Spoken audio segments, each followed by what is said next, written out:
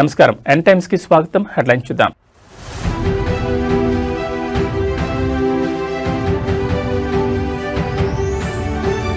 చంద్రబాబు ఢిల్లీ పర్యటన ఖరారు. పోలవరం అమరావతి నిధులపైనే స్పెషల్ ఫోకస్.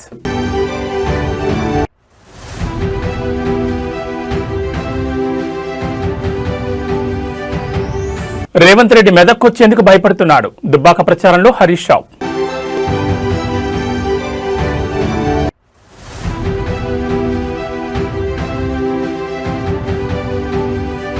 ఏపీలో మళ్లీ బర్డ్ ఫ్లూ కలకలం. ప్రభావిత గ్రామాల్లో అప్రమత్తమైన అధికార యంత్రాంగం.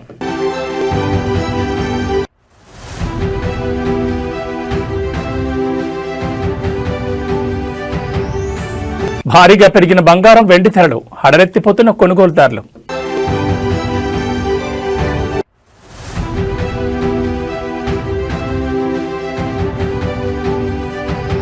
భారత్ పాక్ మ్యాచ్ పై వేడిన ఉత్కంఠ.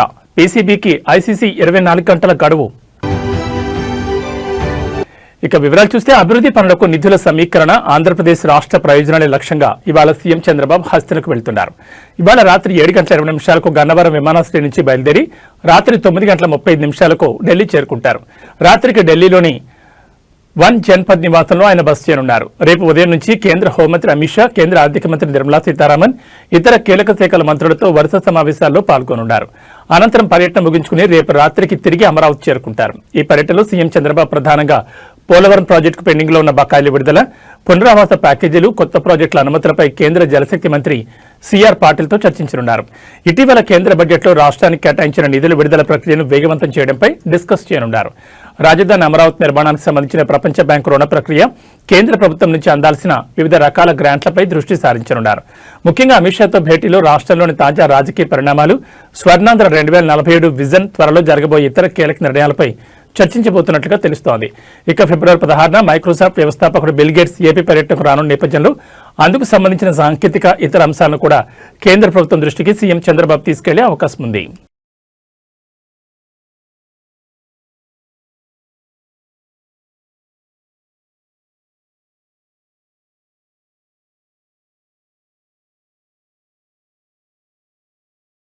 ఏపీ ముఖ్యమంత్రి చంద్రబాబుపై అనుచిత వ్యాఖ్యలు చేసిన కేసులో ఇప్పటికే రాజమండ్రి జైల్లో రిమాండ్ ఖైదీగా ఉన్న మాజీ మంత్రి, వైసీపీ నేత అంబటి రాంబాబుకు ఉచ్చు మరింత బిగిస్తోంది.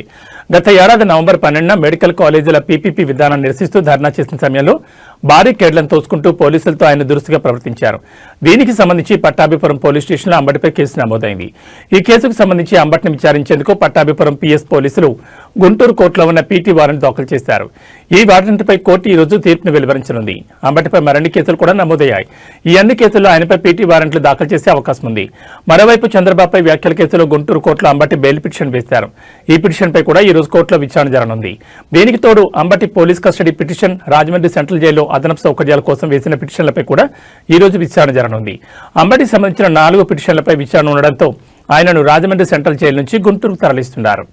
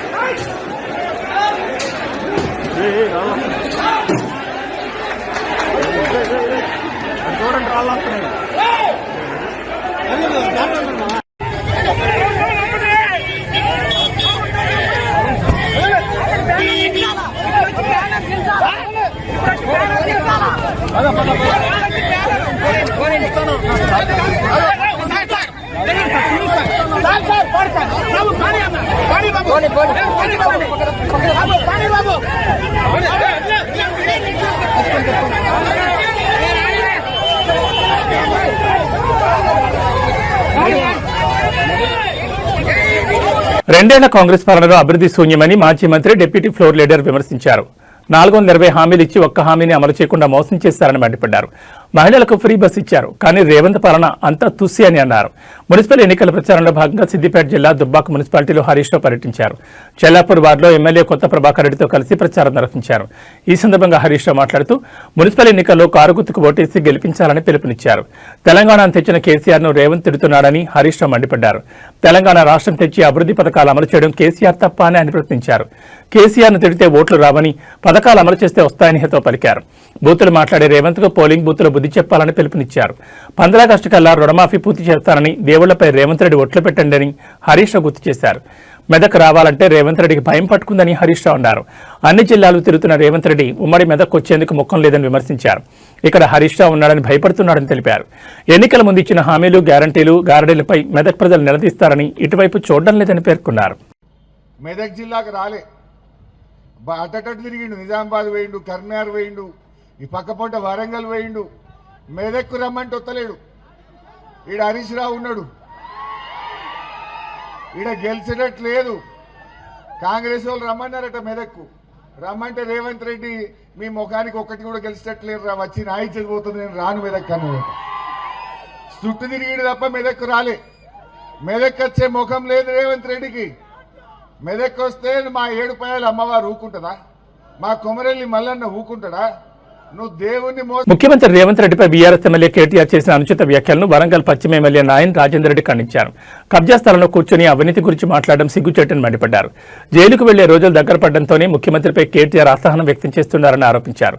గతంలో ఇచ్చిన హామీలను తొంగలో తొక్కి ఇప్పుడు అబద్దాలతో ప్రజలను మోసం చేస్తున్నారని విమర్శించారు. దళిత బిడ్డ ప్రతిపక్ష నేతగా ఉండడం జీర్ణించుకోలేక ఇలాంటి చౌకబారు విమర్శలు చేస్తున్నారని, ఇప్పటికైనా పద్ధతి మార్చుకోవాలని హితవు పలికారు. హనుమకొండ జిల్లాలో కబ్జా పెట్టిన పార్టీ ఆఫీసులో కేటీఆర్ గారు ప్రెస్ మీట్ పెట్టి దొంగే దొంగ దొంగ అన్నట్టు రేపో మాపో జైలుకు పోవలసినోడు విచారణ కంప్లీట్ అయ్యి ఫోన్ ట్యాపింగ్ కేసుల, రేసింగ్ కేసుల, వాట్లల్లా వీట్లల్లా కుటుంబం రేపో మాపో జైలు పోవలసిన ఇది ఉండి ఇలా మళ్ళీ ఏ ముఖం పెట్టుకుని వచ్చి మాట్లాడుతున్నాడో అర్థం కాకుండా ఎలక్షన్ల ప్రచారంలో భాగంగా వచ్చి నోటికి ఏది వస్తుంది మళ్ళా మాట్లాడటమే. ఇక మారదా మీరు? బుద్ధి మారదా మీది? అక్కడేదో షార్ట్ సర్క్యూట్ అయితే సార్, వానకాలం చలికాలం ఇదే కాలిందని అంటాడు, ఇంకేదో అంటాడు, ఏది దొరికితే అదే. రేపు మాపో చెల్లపల్లి పోయేది మీరు, మీ కుటుంబమేనా బాబు? మీరు ఎక్కడ దానికి ఆలోచనలో ఉన్నారో మీకు అర్థం కావట్లే. కానీ మీరు హన్మకొండకు వచ్చే ముందు ఆలోచన చేసుకోవాలి కదా. గతంలో 10,000 ఇస్తా అని చెప్పి పారిపోయింది నువ్వే కదా. నగర్ బ్రిడ్జ్ మీద కూర్చొని 10,000 ఇస్తాను, పోలే తీసుకొస్తాను, ఎలక్షన్ అయిపోయి తీసుకొస్తా అని చెప్పి నువ్వంటివి బండి పోతే బండి ఇస్తా, గుండు పోతే గుండు ఇస్తా అని ఆయన మాట్లాడే. ఇవన్నీ జరిగినాయి చూసింది కదా.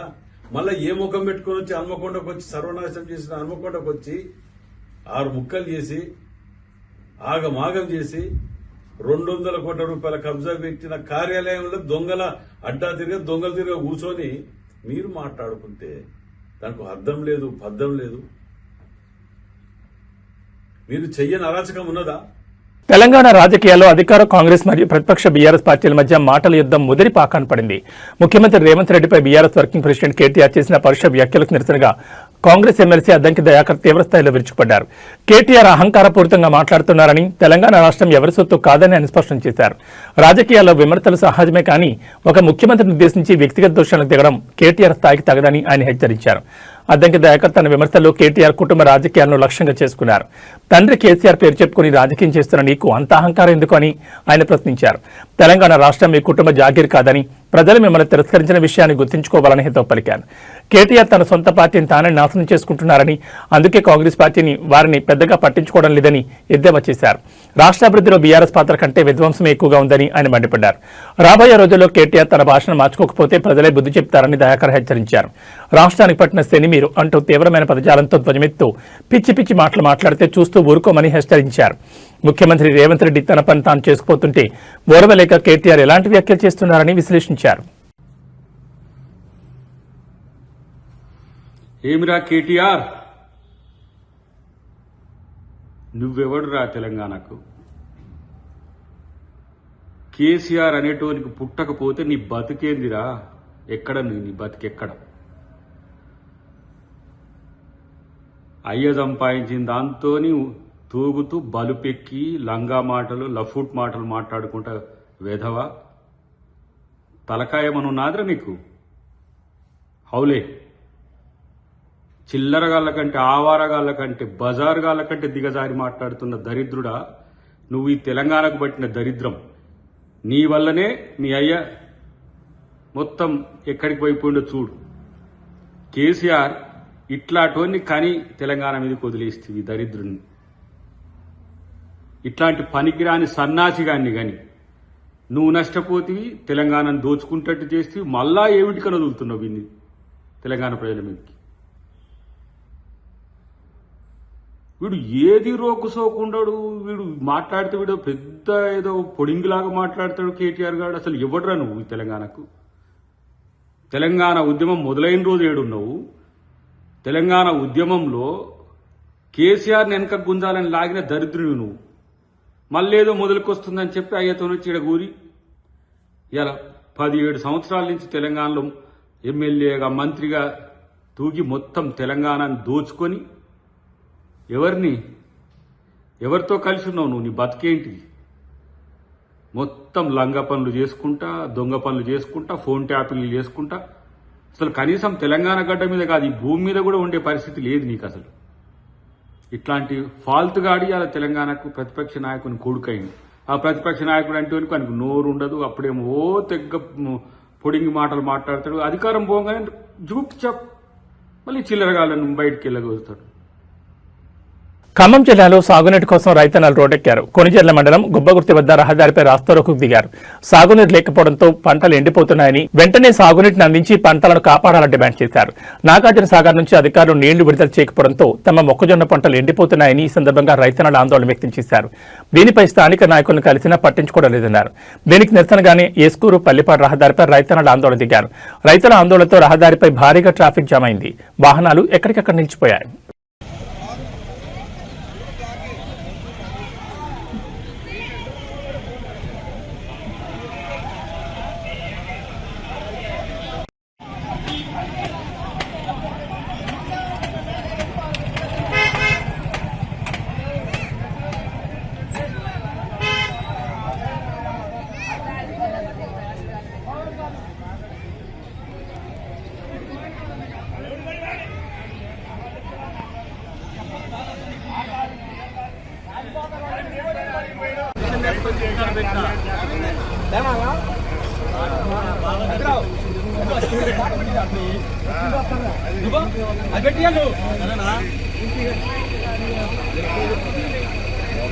కరీంనగర్ జిల్లాలో ఎన్నికల వేడి తారాస్థాయికి చేరింది. మున్సిపల్ ఎన్నికలు కూడా అమల్లో ఉండడంతో అధికారులు నిబంధనలను అత్యంత కఠినంగా అమలు చేస్తున్నారు. ఈ క్రమంలోనే కరీంనగర్ వేములవాడ ప్రధాన రహదారిపై ఒక ఆసక్తికర సంఘటన చోటు చేసుకుంది.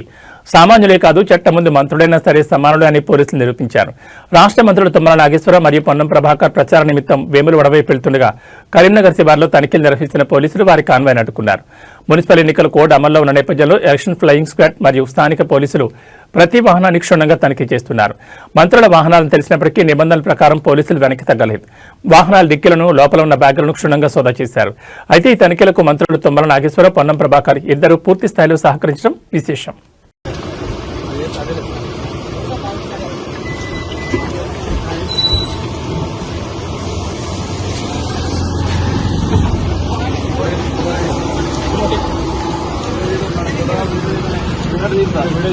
ఏపీలో మరోసారి బర్డ్ ఫ్లూ కలకలం రేపుతోంది. చిత్తూరు జిల్లా పరిధిలోని సదు మండలంలోని పలు గ్రామాల్లో వైరస్ పంజా విసురుతోంది.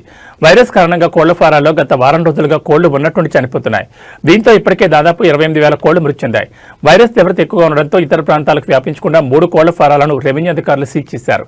అంతేకాకుండా బతికున్న కోళ్లను సైతం నిర్మూలించే ప్రక్రియ మొదలుపెట్టారు. ఊరు బయట జేసీబీతో భారీ గుంతలు తీసి వాటిని శాస్త్రీయ పద్ధతిలో పూడ్చిపెడుతున్నారు. ఘటనపై స్థానిక ఎంఆర్ఓ స్పందించారు. వ్యాధి సోకిన 3 కోళ్ల ఫారాలను తక్షణమే సీజ్ చేసినట్టు చెప్పారు.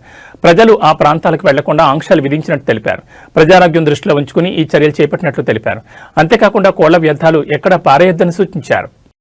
బడ్స్ అన్ని మట్టి కప్పేసినాము కనిపిస్తుంది, లేకపోతే చాలా ఉంటాయి.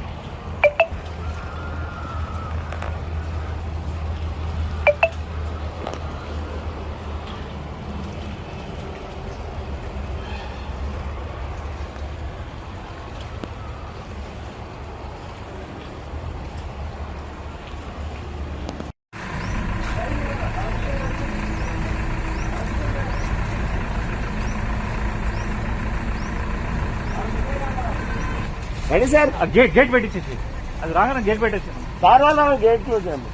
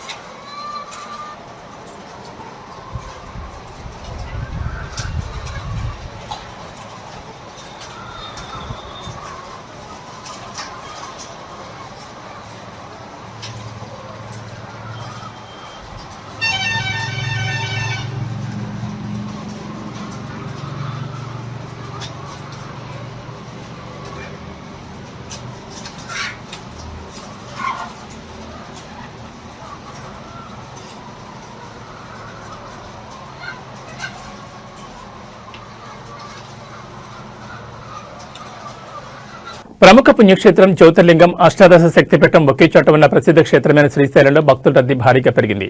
మహాశివరాత్రి బ్రహ్మోత్సవాలు ప్రారంభమవగా శివస్వాములు భక్తులు తమ మొక్కులు తీర్చుకునేందుకు శ్రీశైలం దేవస్థానం క్యూ కట్టారు. వేకోజాము నుంచి స్వామి అమ్మవార్ల దర్శనానికి భక్తులు బారులు తీరారు. మహాశివరాత్రి బ్రహ్మోత్సవాల్లో భాగంగా రెండవ రోజైన నేడు ద్వారకా తిరుమల ఆలయం తరపున స్వామి అమ్మవార్లకు పట్టు వస్త్రాలు అందనున్నాయి. రాత్రికి పురోహితులు, ఆలయ సిబ్బంది భక్తుల సమక్షంలో బృంగి వాహనంపై గ్రామోత్సవం నిర్వహించనున్నారు.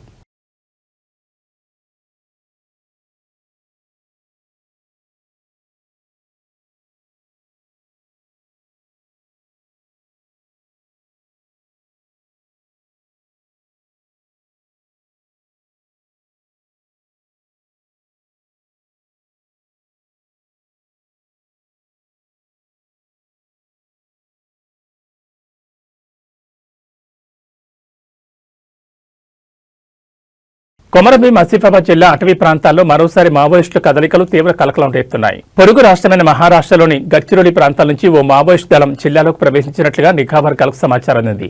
దీంతో అప్రమత్తమైన పోలీసు యంత్రాంగం అటవీ ప్రాంతాలను జల్లెడపడుతోంది. ఆసిఫాబాద్, తిర్యానీ మండలాల సరిహద్దు అటవీ ప్రాంతాల్లో మావోయిస్టులు సంచరిస్తున్నట్లు పక్కా సమాచారం అందడంతో గ్రేహాన్స్ బలగాలు రంగంలోకి దిగాయి.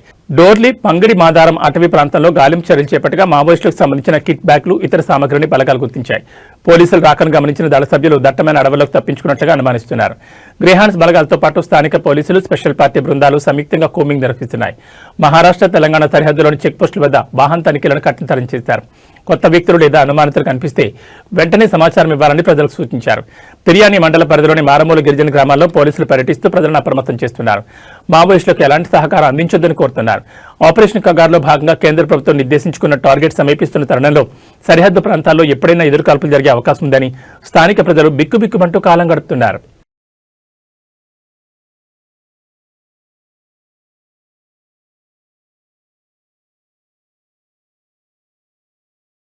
ముందస్తు అనుమతి లేకుండా విధులకు గైర్హాజరవుతూ చర్యాల మున్సిపల్ ఎన్నికల బరిలో నిలిచిన తన భార్యకు మద్దతుగా ప్రచారంలో పాల్గొన్నట్లు ఆధారాలతో రుజువు కావడంతో సిద్దిపేట జిల్లా కొమరవెల్లి పోలీస్ స్టేషన్లో విధులు నిర్వహిస్తున్న కానిస్టేబుల్ కె రమేష్ ను ఉన్నతాధికారులు సస్పెండ్ చేశారు.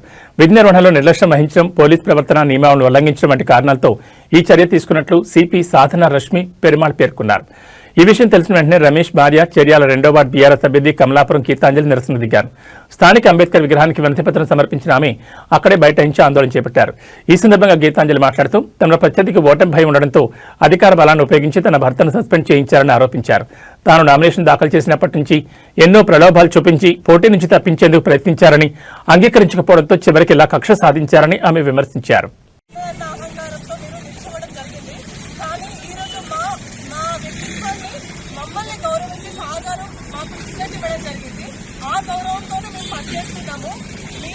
డబ్బుల పెట్టి కొనుక్కొని వచ్చి ప్రజల మధ్యలో నిల్చోలేదు. ఈ రోజు వరకు మనకుంటా ఎలక్షన్స్ ఉన్నాయి కదా అని ప్రజల మధ్యలో కలిసి మేము పనిచేస్తలేము. డబ్బును ఉపయోగించి ఏదైనా చేయగలగము, ఏదైనా కొనగలుగుతామని అనుకుంటే మాత్రమే తప్పు జరుగుతుంది.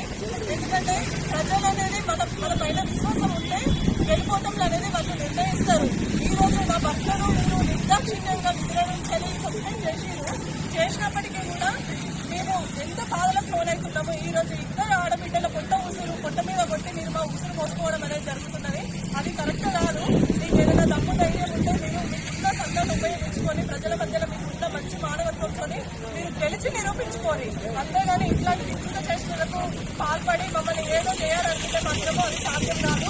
మేము ఇంకా ఎక్కువ అంచులపైకి వెళ్తూనే ఉంటాము, వెళ్తూనే ఉంటాము ప్రజల సహకారంతో నాలుగుతో. ఈ రోజు బాబాసాహెబ్ అంబేద్కర్ గారు మాకు అందించిన హక్కులను, దళితులకు అందించిన హక్కులను దృష్టిలో ఉంచుకొని నేను ఈ రోజు రాజకీయాల్లో పాల్గొని ఈ హక్కును సాధించుకున్నాను. ఒక భారతీయురాలుగా నాకు మున్సిపల్ ఎలక్షన్ లో పోటీ చేసే హక్కు లేదా, సాధారణ కాన్స్టిట్యూషన్ అయినప్పటికీ అతనికి ప్రభుత్వ ఉద్యోగం ఉన్నప్పటికీ అతను ఈ రోజు మున్సిపల్ వార్డు కౌన్సిలర్ గా అభ్యర్థిగా రాలేదు నా భర్త. అయినప్పటికీ అతన్ని ప్రచారంలో పాల్గొంటున్నాడని, వివిధ చేష్టలు చేస్తున్నాడని నేను ఏదో దుర్బుద్ధి పెట్టుకొని ఉదాహరణలు లోపల పెట్టుకొని అతన్ని ఏదో చేయాలనుకుంటే కరెక్ట్ కాదు. సాధారణ కానిస్టేబుల్ ఎదుర్కోలేదు. నేను ఈరోజు ప్రజలు ఎట్లా ఎదుర్కొంటారు? అసలు వాళ్ళ ముందుకు వెళ్ళి ఇంత ఘోరంగా ఇద్దరు ఆడపిల్లలు ఉసురు పోస్తుంటే మీరు రేపు ప్రజల మధ్యలోకి వెళ్ళి ఎట్లా సేవలు చేస్తారు? వాళ్ళ బాధలు ఎట్లా పట్టించుకుంటారు? వాళ్ళ కన్నింటిని ఎట్లా అర్థం చేసుకుంటారు? నామినేషన్ వేసినప్పటి నుండి మొదలు ఇప్పటి వరకు కూడా మీరు ఒక్కొక్క అడుగు ప్రజలను తొక్కుకుంటే పైకి వచ్చారు. ఇక రేపు ప్రజల గురించి, ప్రజల సమస్యల గురించి ఏం ఆలోచిస్తారు? నేను బాబాసాహెబ్ అంబేద్కర్ గారి ముందు నిలబడి మిమ్మల్ని అడుగుతున్నాను, కాటన్ సంజీవ్ గారు, మీరు ఏ విధంగా రాజకీయాలకు వచ్చి ప్రజల మధ్య నిల్చోగలుగుతారు? అసలు ఎక్కడి నుండో వచ్చి ఈ రోజు ప్రజల మధ్య మీకు ప్రజలతో ఎలాంటి సంబంధం లేదు, కానీ నిత్యము మేము 24 గంటలు ప్రజల మధ్యలో ఉండేటోళ్ళం, ప్రజల చేతులలో ఉండేటోళ్ళం. వాళ్ళ కష్టసుఖాలు బంగారం వెండి ధరలు గడిచిన 10 రోజుల్లో భారీ హెచ్చుతగ్గులు నమోదు చేశాయి. బంగారం వెండి ధరల పతనం కంటిన్యూ అవుతుందని ఊహాగానాలు వ్యక్తమవుతున్న వేళ కొనుగోలుదారులకు మళ్లీ షాక్ ఇచ్చాయి. హైదరాబాద్ బులియన్ మార్కెట్లో ఇవాళ 24 క్యారెట్ల బంగారం 10 గ్రాముల ధర 2240 పెరిగి 158,840కి చేరింది. 22 క్యారెట్ల బంగారం 10 గ్రాముల ధర 2050 పెరిగి 145,600 వద్ద కొనసాగుతోంది. 18 క్యారెట్ల బంగారం 10 గ్రాముల ధర 1,680 పెరిగి 119,130కి చేరింది. వెండి కూడా బంగారంతో పోటీగా పెరిగింది. కిలో వెండి ధరపై 15,000 పెరగడంతో ప్రస్తుత ధర 3 లక్షలకు చేరింది. పెరిగిన బంగారం వెండి ధరలకు జీఎస్టీ తరుగు అదనంగా ఉంటుంది. ప్రాంతాలను బట్టి ఈ ధరల్లో స్వల్ప మార్పులు ఉండొచ్చు. కొద్ది రోజుల్లో శుక్రమూడ ముగిసి పెళ్లిళ్లు ప్రారంభం కానున్నాయి. వరుసగా ధరల పెరుగుదల తర్వాత బంగారం వెండి ధరలు తగ్గుతూ వస్తుండటంతో మరింత తగ్గుతాయని ఎదురు చూస్తున్న వారికి మళ్లీ ఊహించని షాక్ తగులుతోంది. బంగారం జ్యువెలరీ కొనేటప్పుడు 22 క్యారెట్లలో వస్తుంది.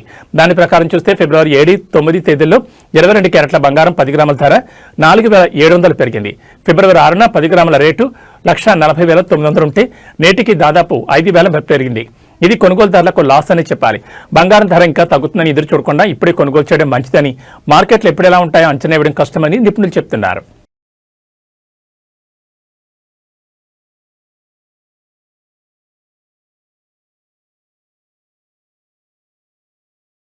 T20 ప్రపంచ కప్ 2026లో అత్యంత ఆసక్తికరమైన భారత్ పాకిస్తాన్ మ్యాచ్ నిర్వహణపై హైడ్రామా కొనసాగుతోంది.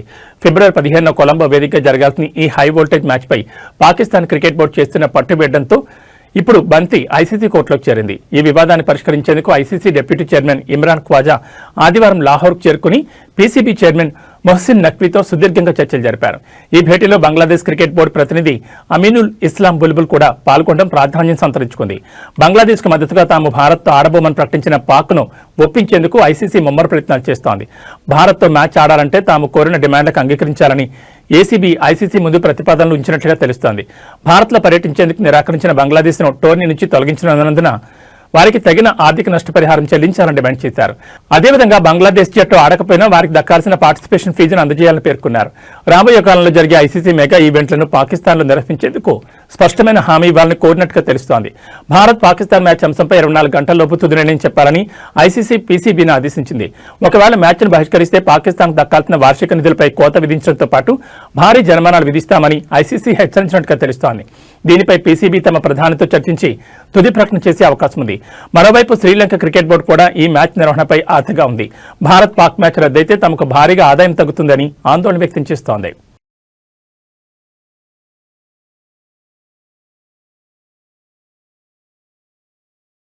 ఇక బులెటిన్ ముగించే ముందు హెడ్లైన్స్ మరోసారి.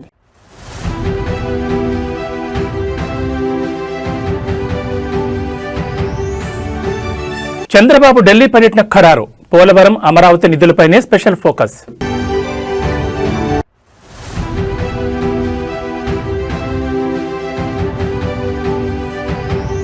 రేవంత్ రెడ్డి మెదక్కొచ్చేందుకు భయపడుతున్నాడు. దుబ్బాక ప్రచారంలో హరీష్ రావు.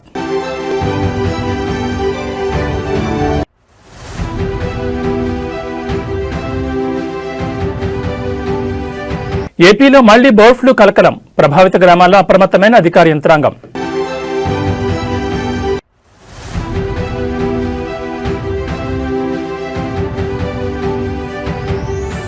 భారీగా పెరిగిన బంగారం, వెండి ధరలు, హడలెత్తిపోతున్న కొనుగోలుదారులు.